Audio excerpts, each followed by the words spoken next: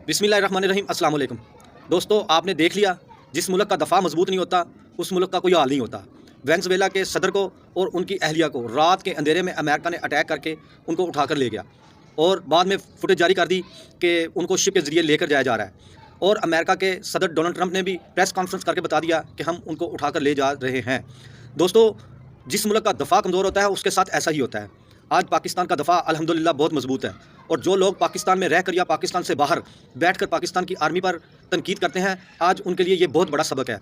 अगर आज हमारा दफ़ा मजबूत ना होता तो हिंदुस्तान कब का हमारे ऊपर अटैक करके हमें खा चुका होता।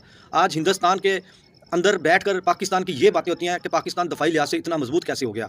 ये मेजर गौरव आर्या जो पाकिस्तान के बारे में हर वक्त बुरा सोचते हैं, आज वही ये सोचने पर मजबूर है कि पाकिस्तान इतना तगड़ा कैसे हो चुका। वो आज पाकिस्तान के शाहीन मिसाइल की बातें करते हैं, गौरी मिसाइल की बातें करते हैं, और जो हमने अभी ताज़ा तरीन जो मिसाइल बनाया तैमूर मिसाइल, उसके बारे में बातें कर रहे हैं कि वो कह रहे हैं कि हमने तो इसराइल के साथ जो डील की थी, हमारी डील के ऊपर पानी फिर गया। पाकिस्तान हमसे 2-3 साल आगे की सोच रहा है, वो हमसे 2-3 साल आगे है। वो हमेशा हमसे ज़्यादा हथियार कैसे बना लेता है, ये शुक्र अल्हम्दुलिल्लाह, अल्लाह पाक का शुक्र है। और पाकिस्तान तेज़ी के साथ तरक्की कर रहा है।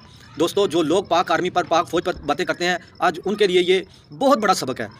हम आपको सब्सक्राइब करने के लिए नहीं कह रहे। अगर आपको वीडियो पसंद आती है तो आप हमारे चैनल को सब्सक्राइब किया करें।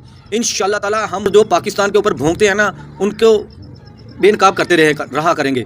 इंशाअल्लाह ताला। पाकिस्तान जिंदाबाद।